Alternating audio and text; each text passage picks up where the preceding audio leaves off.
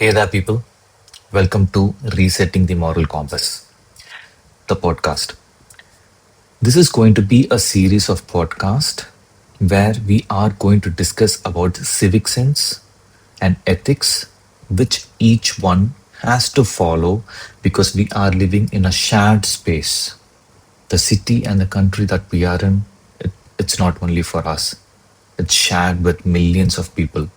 So if we have to live among them in a harmonious way, then it's going to be with certain civic sense that we need to follow and certain ethics that we have to follow. If you closely think about, there are rules for everything. It is not like there are no rules. For example, littering. There is a rule that you should not litter. Throw all your litter in dustbin. This is being taught to a LKG and a UKG class student. But we still do it just because we are not monitored, we are not fined, we are not jailed for it. So everyone thinks that it is okay to do it, but it is not that. If something should not be done, it should not be done. And that is exactly what we are going to discuss in this podcast today and going forward. This is resetting the moral compass. The first topic that I'm going to bring to you guys is highway driving. I'm pretty sure that everyone who is listening to this podcast should have gone on the highway at least once in their lifetime.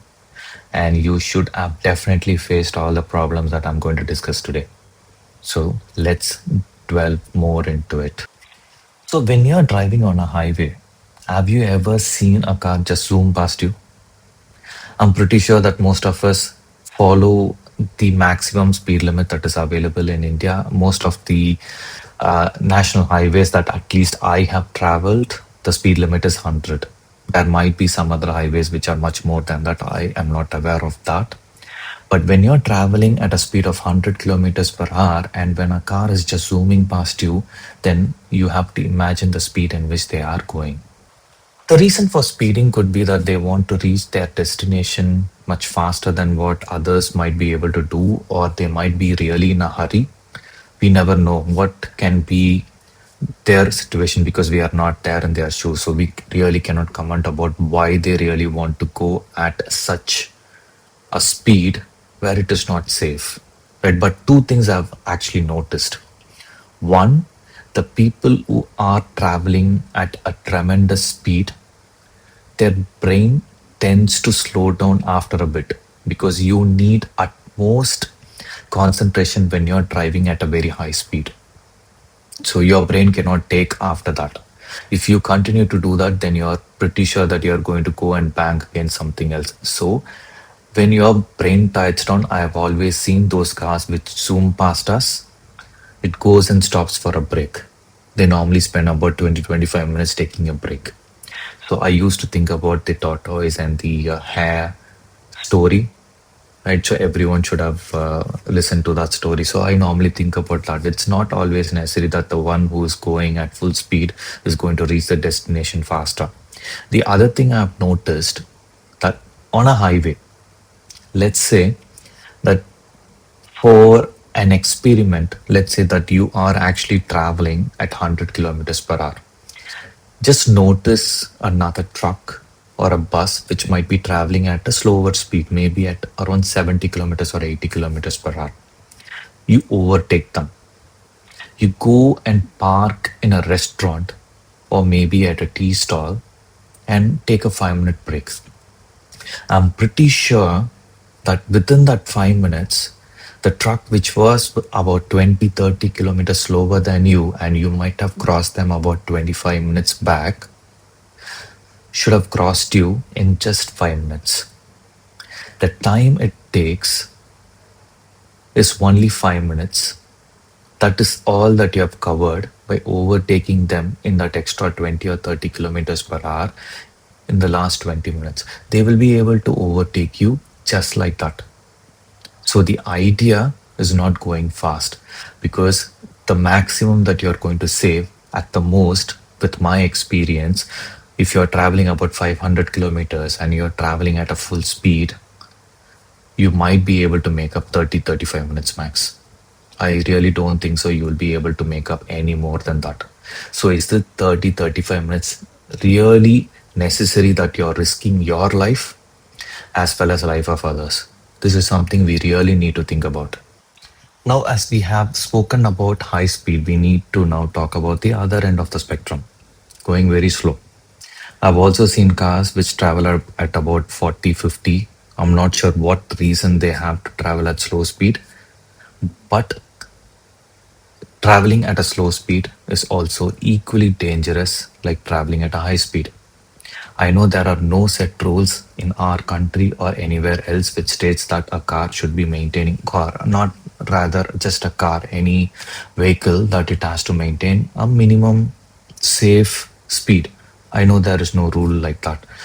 But what happens is when you are actually going slow, then every other vehicle that is following you will have to move the lane, and most cases that they will be actually seeing that at least half a kilometer or about 300 400 meters in front, so they make a lane change quite early. But there are few cases where they will not be able to anticipate, and they actually try to figure out that the vehicle is moving at a very slow speed only after they come near you.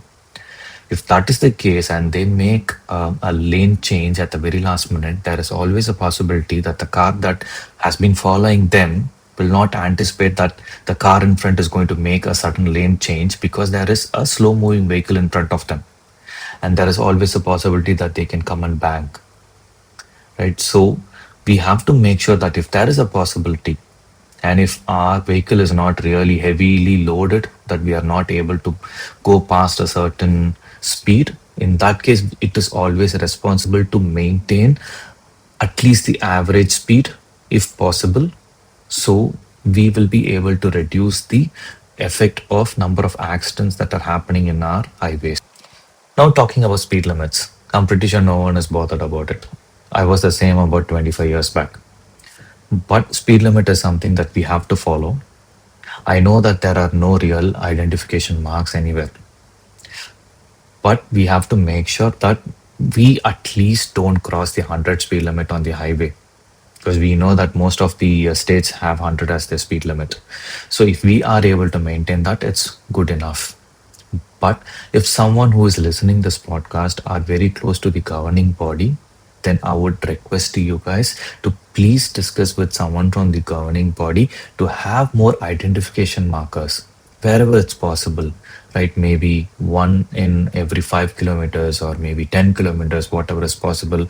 There has to be an identification which says that this is the speed limit, and it has to be reminding the driver who is driving on the highway that this is the speed limit. If there are no identification marks, then pretty much there is no limit at all, right? They will not know at what speed they have to go.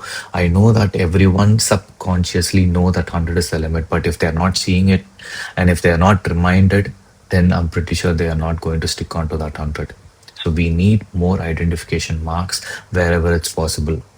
And I see it is very less these days. So that has to improve, that has to go up. Now, having discussed about speed limits, the next thing that I want to discuss about is the fast lane. I know that pretty much all of us know that the right hand side of the highway is a fast lane, which is meant for the fast cars to go. Anyone who is actually maintaining the maximum speed limit of that area. But I've seen in multiple cases um, the trucks and certain slow moving cars, they use the right lane.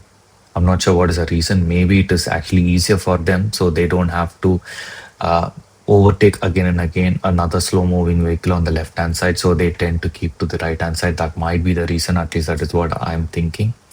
But if there is an opportunity, right, and if we are responsible and if we are not traveling at the maximum speed that is allowed, maybe we are not even traveling close to that, and you just happen to overtake someone from the left hand side and you just move to the right lane, then please make sure you go back to the left lane. Always the right lane is for vehicle which are moving at the maximum allowed speed in that area. The main reason that I am actually bringing this as a point here is that when there are two vehicles, two slow moving vehicles, probably one on the left lane, one on the right lane, then that brings a situation where all the vehicles which are actually moving quite faster than them have to follow the zigzag manner.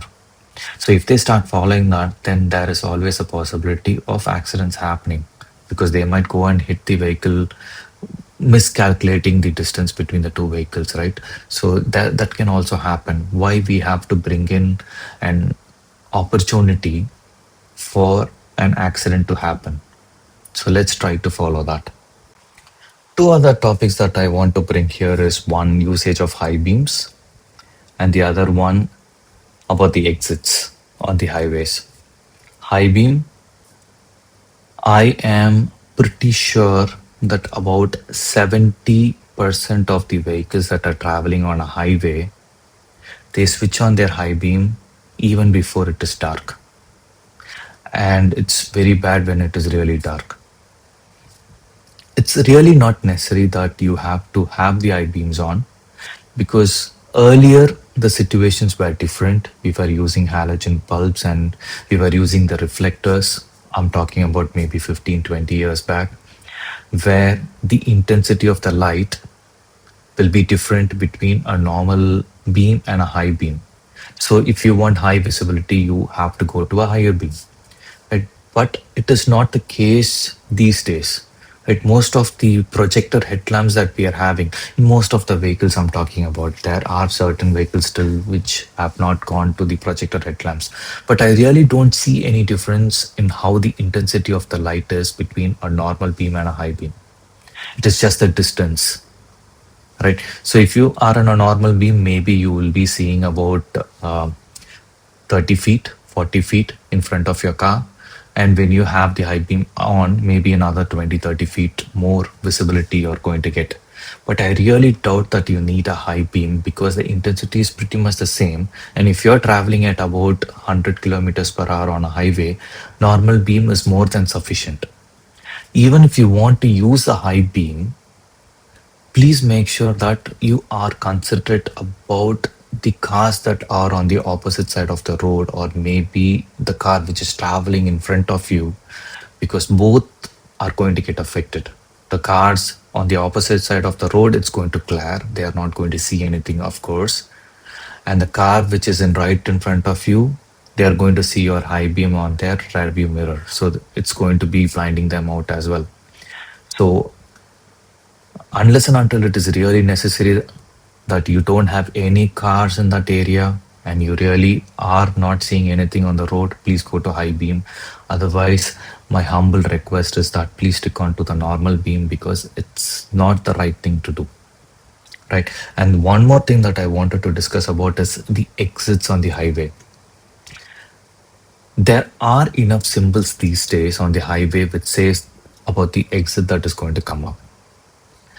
But there are certain circumstances where people really don't know that this is the exit they have to take. Maybe they realize the exit only after they actually get past that. If you get past that, it's okay. We can just go, make a U turn, come back, and take the exit on the other side of the highway. It's not necessary that you have to abruptly stop the car, travel back 100, 200 meters, and then take the exit.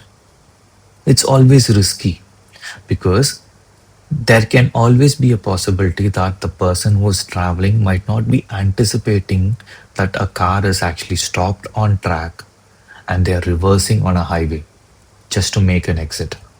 I've seen multiple videos coming up on YouTube where the people who are trying to reverse back and trying to get onto an exit have actually part of a lot of accidents. Either they are part of the accident or they are the reason for the accident.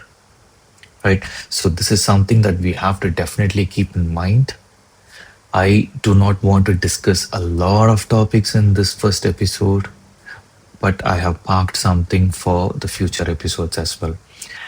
But this is something that is really something that we have to make sure that we think to ourselves and we have to start following, because Civic sense and ethics is something that is not governed by someone. There is no one to govern you, but you have to make sure that you are governing yourself. It is your conscience that you have to answer to, right? It When I say you, it doesn't mean that it is just you.